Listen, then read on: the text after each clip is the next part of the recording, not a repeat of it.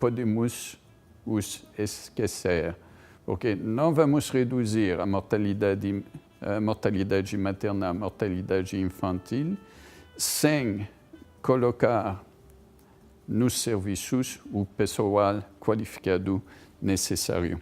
Depois desse relatório, sabemos que a Organização Mundial da Saúde dedicou o seu relatório mundial da saúde do ano 2006 ao tema recursos humanos em saúde e foi criada depois a Aliança Global dos Recursos Humanos em Saúde, Global Health Workforce Alliance.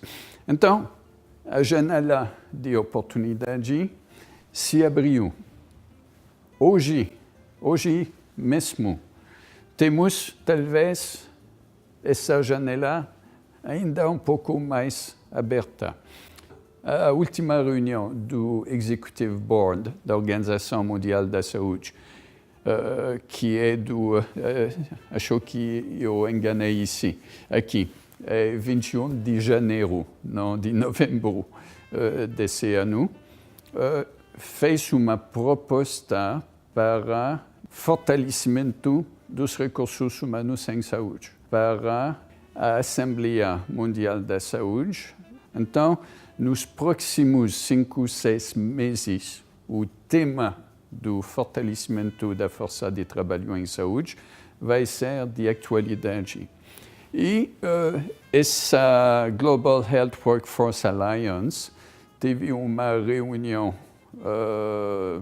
no fim de janeiro em Bangkok e publicou uma declaração para chamar mais uma vez a atenção dos dirigentes à importância de desenvolver políticas de recursos humanos. Isso significa que nos países, atores como os profissionais como vocês que estão motivados pela melhoria da prestação de serviços em saúde para o fortalecimento da força de trabalho em saúde.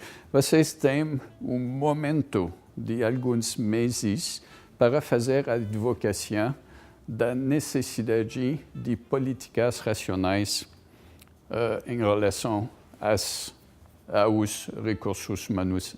Quando falamos de políticas, quer de recursos humanos, quer de serviços, sempre temos que ter presentes as diferentes dimensões de exeguibilidade que temos que garantir. A dimensão econômica é óbvia. Podemos ter uma política muito boa, com objetivos razoáveis, mas se não termos a capacidade econômica, pouco vai acontecer. A dimensão legal, a dimensão política, no sentido de ter os apoios para convencer os tomadores de decisão, mas também há a dimensão sociocultural. Temos que prever, definir objetivos que são aceitáveis, tanto pelas populações, pelos utentes dos serviços, como pelos próprios profissionais. Por exemplo, quando estamos a pensar, a redefinir as tarefas dos diversos grupos profissionais, temos que pensar que vamos ter que convencer os médicos, por exemplo, que é justificado, legítimo, delegar algumas tarefas aos enfermeiros. E, finalmente, a exeguibilidade organizacional. Temos a capacidade de realizar, de implementar os objetivos da política. por exemplo, vamos ver no próximo exemplo como podemos ilustrar tudo isso. Então, fechando essa secção, deixo essa questão para a vossa reflexão. No vosso país, quais são os fatores favoráveis, desfavoráveis à elaboração e implementação de uma política de recursos humanos em saúde?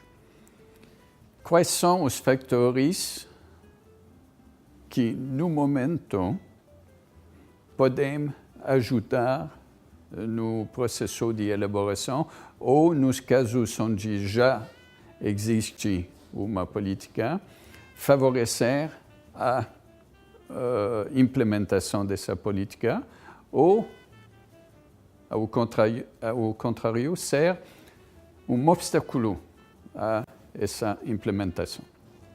Então, passamos a uma quarta secção que vai servir a aprofundar essa questão da dimensão política da formulação das políticas.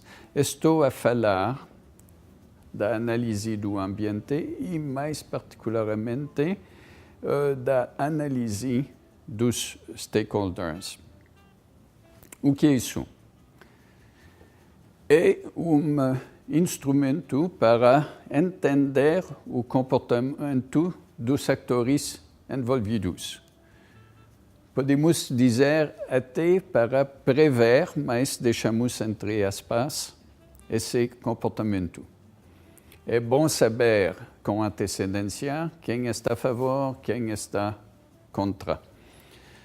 É um instrumento para avaliar a viabilidade, a execuibilidade de mudanças de políticas. Queremos fazer as coisas de outra maneira, vamos poder mudar os mecanismos atuais, as regras, as normas atuais. Um instrumento para planear a implementação de uma política.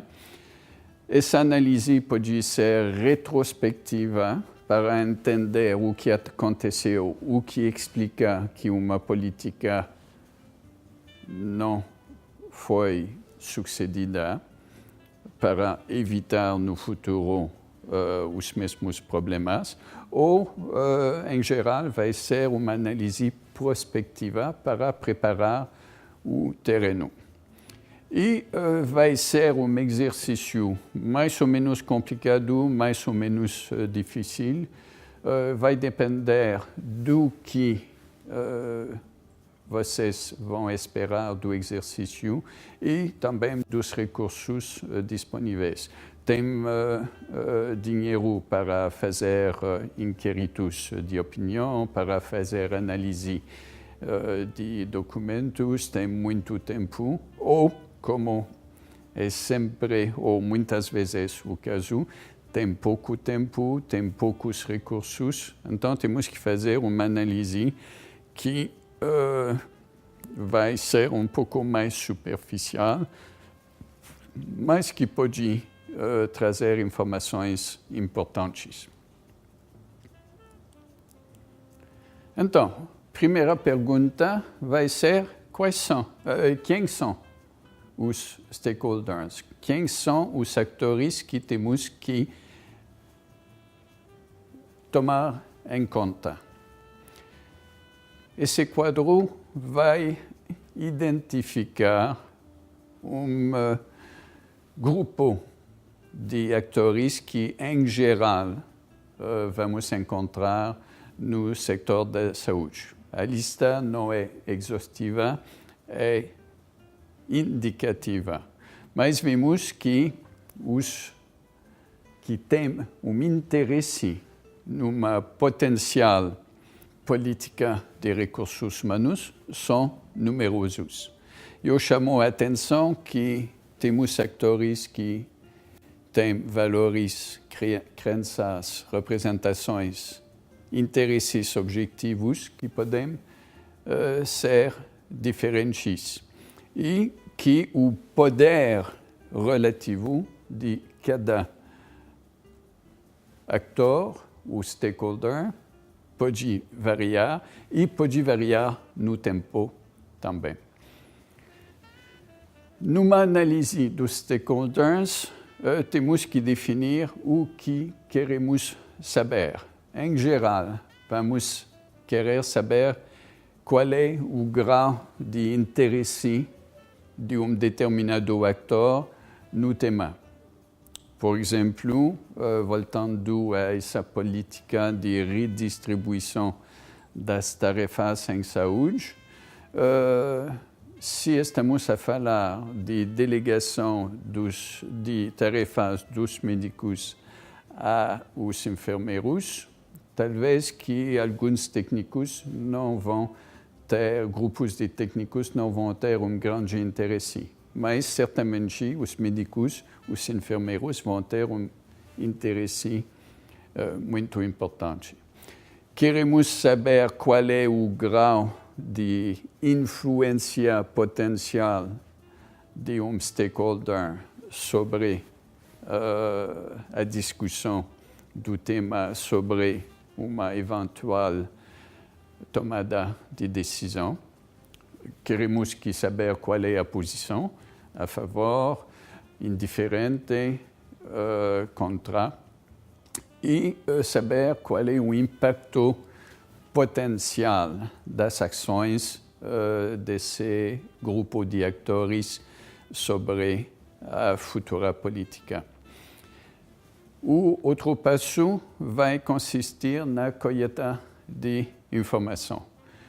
Vai ser através da análise de documentos, podemos utilizar mecanismos de investigação, investigação de opinião, investigação de atividades, podemos utilizar estratégias como entrevistas individuais, entrevistas de grupo. O objetivo é colher o máximo de informação para responder a essas demandas de informação que já identificamos. O que vamos fazer com essas informações? Evidentemente, o objetivo de quem está a favor da adoção da eventual implementação de uma política é justamente que a tomada das decisões seja favorável. Então, para chegar a esse resultado, podemos pensar em diferentes estratégias. Por exemplo, tentar mudar as percepções que os atores têm do tema, redefinir o problema, reformulação dos objetivos. Por exemplo, às vezes vamos ter uma confusão quando se trata, por exemplo, de contractualizar serviços privados. A imagem, muitas vezes, é que o Estado está a privatizar os serviços e a deixar de tomar algumas responsabilidades, quando pode ser somente de processo de procura de mais eficiência, sem deixar de tomar a responsabilidade última.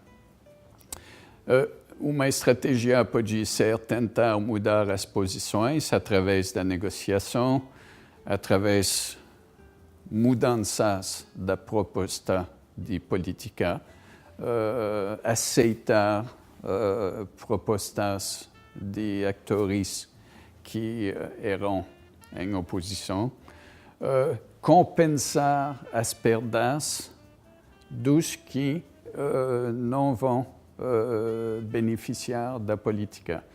Quando há uma mudança,